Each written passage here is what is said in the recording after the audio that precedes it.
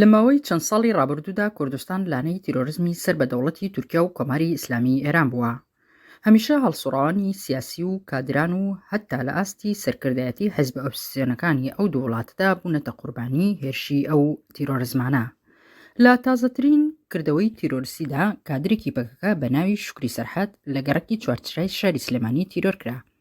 هەرچەندە دەستگا ئەمنیەکان ئەڵێن کە کەسێکیان دەستگیر کردووە کە بەو تاوانە هەستاوە، بەڵام بەرپرسێکی سەر بە تەفگەری کوردستان کە حیزبێکی نزیک لە پەکەکەیە ڕایگەیاند کە 4 کەس ئەو کاریان ئەنجامداوە و لە کاتی کردەوەکەشیاندا دەموچاویان نەپێچاوە. بە پێیوتەی ئەو بەرپرسە وێنە و ڤیدۆی کەسەکان لەبەردەستایە. هەر نزیک بە مانگێک لەمەوبەریش لە شاری هەولێر موسا باباخانی ئەندامی کۆمیتەی ناوەندی حیزبی دموکراتی کوردستانی ئێران تیرۆر کرا. دەراتێنی بەندە سێخۆڕیەکانی ئەو دوو وڵاتە لە شارەکانی کوردستان و لەژێر سایەی دەسەڵاتی حیزبەکانی کوردایەتیدا وای کردووە کە هەر ماوەیە و کردەوەیەکی تیرۆریستی لەو چەشنە ئەنجامەدان. هەروەها شایانی وتنە کە هەمووان ئەزانن بە تایبەتی لەم چەند ساڵەی دواییشدا چەند کادر و فەرماندەی سەر بە پەکەکە کەوتونەتە بەرپەلاماری تیرۆریستی یانیش بە فڕۆکەی بێفڕۆکەوان لە ناو جەرگەی شارەکانی کوردستاندا کوژراون. دوای کوشتنی موسا باباخانیش حیزبی دیموکرات ئامارێکی بڵاو کردەوە کە لە ماوەی 30 ساڵی ڕابردوودا لە شارەکانی کوردستان زیاد لە 450 لە هێزە ئۆپۆزیسیۆنەکانی ئێران تیرۆر کراون. مەڵە بەڕازانەوە ڕێپۆرتاژێ بوو سەبارەت بە تیرۆری هەڵسوڕاوانی سیاسی ئۆپۆزیسیۆنی ئێرانی و تورکیا لە هەرێمی کوردستان. جەوان محسین ئێوارەت باش و سپاس کە توانیت لەگەڵمان بیت لە بەرنامەکانی ئەم شەی پێشەنگ تیڤیدا. باز لەوە دەکرێت کە 450 هەڵسوڕاوی سیاسی ئۆپۆزیسیۆنی ئێرانی لە 30 ساڵی ڕابردوودا لە کوردستاندا ئەنجام درابێت. هەڵبەت ئامارێکی تر لە بەردەستانیە، ئەمە ئامارێک بوو کە حیزبی دیموکراتی کوردستانی ئێران داوێتی. ئەم ڕێژە زۆرە لە تیرۆر بۆچی لە کوردستاندا دەرفەتی هەیە کە ئۆپۆزیسیۆنی وڵاتانی تر لە کوردستاندا تیرۆر بکرێن؟ زۆر سپاس. سڵاو بۆ ئێوە بۆ بینەرانی پێشەنگ تیڤی. هەڵبەتە هۆکارەکەی بە بڕێ من ڕۆشنە لە ماوەی 30 ساڵی دەسەڵاتدارێتی ئەحزابی ناسیۆنالیزمی کوردە بە حکمی ئەوەی کە ئەمان بۆ خۆیان بەڕاستی شارەکانیان کردوتە لانکەی دام و دەستگا جاسووسی و تیرۆریستیەکانی سەر بە وڵاتانی دراوسێ و حتا ئاستی جیهانی و بە تایبەتیش ئێران و تورکیا. تەنانەت باس لەوە کرێت کە بنکەی مخابەراتی بە شکلی سڕی ئیسرائیل و ئەمریکا و وڵاتانی تریش ببێ بە هەر حاڵ لەژێر ناوی ئەو هەموو ڕێکخرا و یاخود قونسوڵیەکان وانەیە لە ژێرەوە چ دام و دەستگایەک تەغزیەکرێ خۆ کەسێک ئەم شتە نازانێ، تەنها کاتێکە کامیێمانە دەرەکەوێت کە کردەوەی ئەم دام و دەستگانەیە ئەم باندانە بە هەر حاڵ ئەبینی. بۆیە بەشێکی سەرچیەکەی کوردستان جەوێکی تیا هەیە بە حکمیەوەی کە خۆی بەدەست ئەحزابێکی میلیشیایی چەکدارەوەیە کە ئەم حیزبانە بۆ خۆیان وەک لە قسەی بەڕێزێک پێش منە هات کە بەڕاستی ئەوان نەک هەر لە یەکتریان کوشتو لە حیزبی نایێرانیان کوشتو لە ناو خۆی خۆشیانە کەسانێک سەریان بەرز کرد بێتەوە و جۆرێ لە نەیاری بۆ ئەوان و سیاستەکانیان نیشاندا بێ هینیان کردو، ینی کوشتیان و تیرۆریان کردو یاخود بە هەر حاڵ لە ئەنواع مەلەفیان پێچاوە. بەڵام بۆ لە مقابلی ئۆپۆزیسیۆنی ئێرانی و تورکیا و تایبەتی ئێرانی ئەم مەسلەیە زۆر زیاتر بوو. ئازانی جمهوری ئیسلامی لە ساڵی 91 بەدواوە کە هەوڵی داوە هەمیشە کوردستان پێگەیەکی بێ، هەر چۆن ئەمریکا و ڕۆژ ئاوا بەڕاستی کوردستانیان وەکو پێگەیەکی سەربازی و بۆ بردنەپێشووی سیاست و استراتیژی جیهانی خۆیان بەکار بێنن و بینیومانە چەندین بنکەی سەربازی ئەمریکا هەیە لە کوردستانەوە. بە هەر حاڵ ئێرانیش هەوڵی داوە ئەمیش قاچی خۆی جێ بکاتەوە لە کوردستانەوە. ئەمە لە ڕێگەیەکی لە حیزبە دەسەڵاتدارەکانەوە مەیسەر کردو و ئەنجامی داوە کە ئەو حیزبە ئێویش پاڵی پێوەداوە لەژێر زۆنی دەسەڵاتی ئەوە بە تایبەتی ئەحزابی معارەزە یا ئۆپۆزیسیۆنی ئێرانی وجودیان زۆرە. بۆیە هەج وەختێک ئاماژەت بە دەسەڵاتدارانی هەرێمی کوردستاندا ئەتوانین بڵێن ئەمانی ژواتە بە جۆرێک شەریکن لەو تاوانەی کە دەسەڵاتدارانی تورکیا و ئێران لە کوردستانە ئەنجامێدەن بەرامبەر بە ئۆپۆزیسیۆنی خۆیان. ئەزانی چۆن شەراکەت خۆمانەکەی هەرەوە نییە ئەو تفەنگەی کە گولەکەی ناوە بە کەسێکی سەرکردایەتی حیزبێکی ئۆپۆزیسیۆنی یا کادرێکی هەڵسوڕاوێکی پێشمەرگەیەکی چەکدارێکی حیزب ئۆپۆزیسیۆنەکانی ئێرانەوە ئەو تفەنگە ئیلا سەر بەیەکێتی یە پارتی بوو بێ. بەڵام تۆ ببینە وەختێک تۆ لە ناو کۆمەڵگایەکەی دام دەستگای ئاسایش و بەناو دام دەستگای ئاسایش و پۆلیسەکانت ئەبێ هیچ شتێکیان لەو کۆمەلگا لە ژێر دەست دەرنەچێکە لە ڕاستیشە ئەوەنە خۆیان دام دەستگەسی خوڕیان هەیە کە بزانن چی لە کۆڵان بە کۆڵانی کوردستانە ڕووەدا بە معنایەک یعنی چی تا ئێستا مەسەلەن ئەو هەمووە کرێ لە پاڵە دەستی ئەوانە ئەوان هیچ دەنگێکیان نەبوو بۆیە شەراکەت خۆ ئەگەر تۆ گوتم تفەنگەکەی تۆش ئەم کاری نەکردی بێ بەڵام وەختێک تۆ ڕێی بۆ خۆشەکەی ناوچەی ژێردەسەڵاتت ئاوەڵاکەی بۆ ئەم باندە تیرۆریستیانە و تەنانەت وەختێکیش ئەی بینی و ئەزانیت و چەندین کەیس وەگەیەوە لە راپۆرتەکەتانە وتان بە هەر حاڵ بە پێ و ئامارەکەی و تان 450 کەسەکەم تەسەوڕەکەم لەوەش زیاتر بێ خۆ بواە لەمانە کەسانێک بمردانێتەوە بدۆزرانێتەوە کەشفکرانە بهێنرایانتە سەر تەلەڤیزیۆن یان نەک ئەو سیمیناریانی کە خۆیان سازیەکەن کە بە واقعی بکەرانی کارەکە بەڵام چۆن نتوانەوە بکەن ئەوان کە فەرماندەکانی سوپای پاسداران و هینی کۆماری ئیسلامی ئێران و حتا بە دەرەجاتیش تورکیا بە دۆستیێرە نزیکیان بزان و تەحیی بۆ بکەن وەکو جوندێکی بەردەستی چۆن نتوانن کادرێکی ئیطلاعاتی بن بە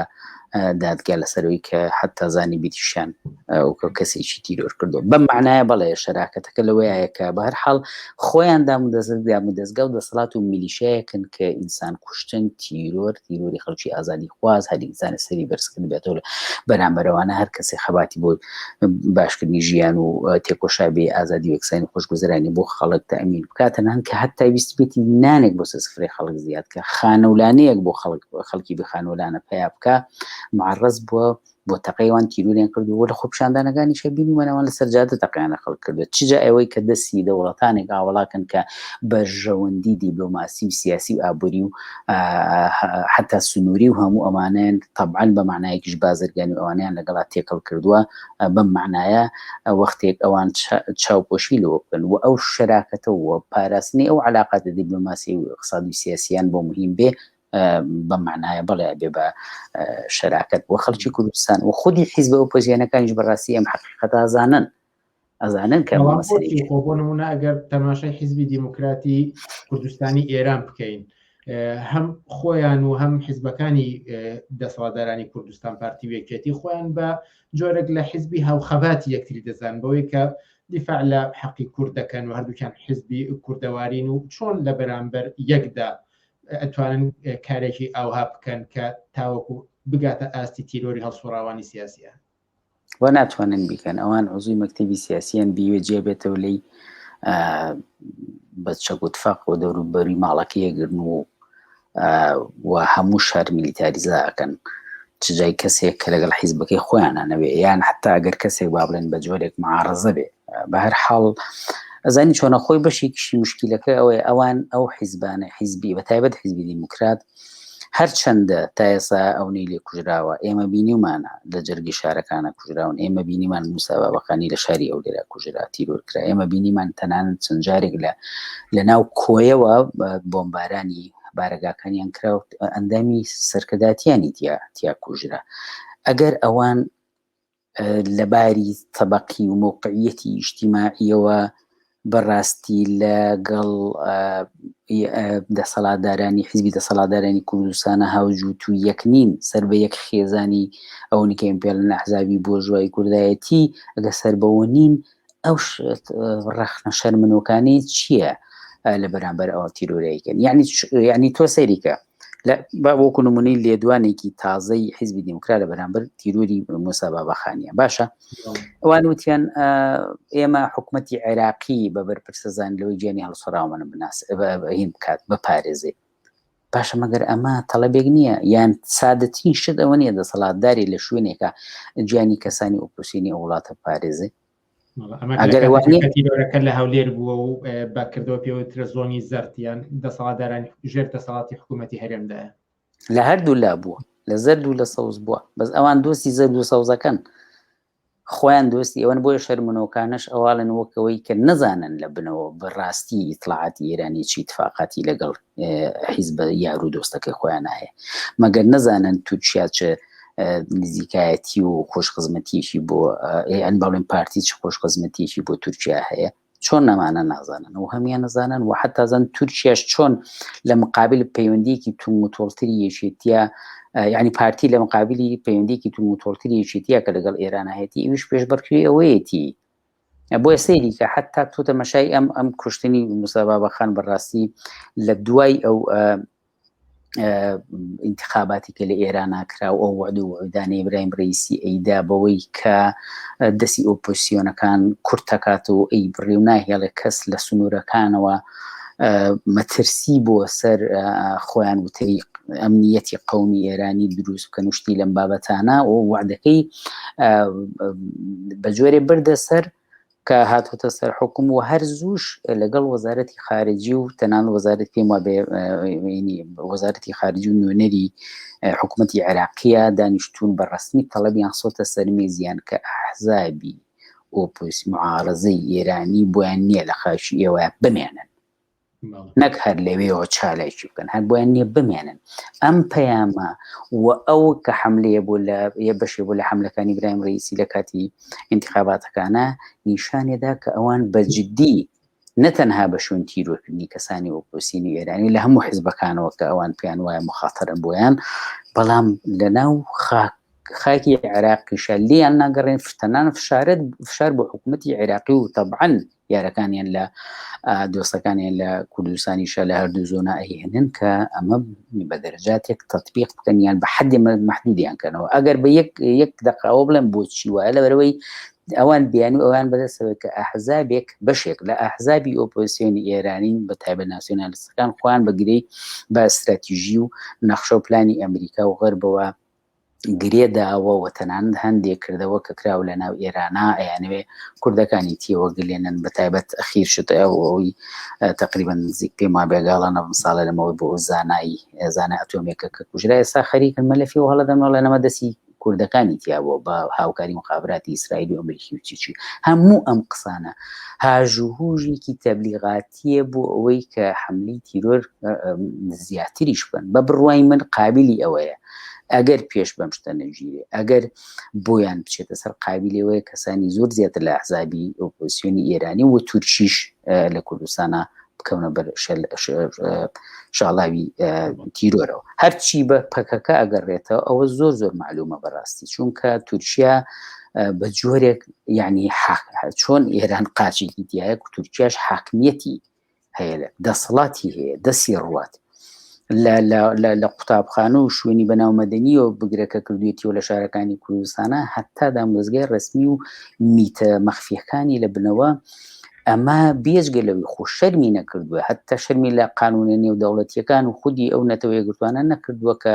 سەدان جار ئەگەر هەزاران نەبێ سنووری کوردستانی بەزان و تیارەکانی هێنا و ناوجەرگەی کوردستانی بە 30 کیلۆمەتر و 40 کیلۆمەتر قەسف کردووە و بێجگەلەوە حتا تەمەشاکە هەمووی ساڵ و نیوێ لەمەوبەر بوو لە چیای ئەزمەر فڕۆکەی بێفڕۆکەوان دووکادری پەکەکەی تیرۆر کرد بە هەر حاڵ سەر دو پرسیارێک کە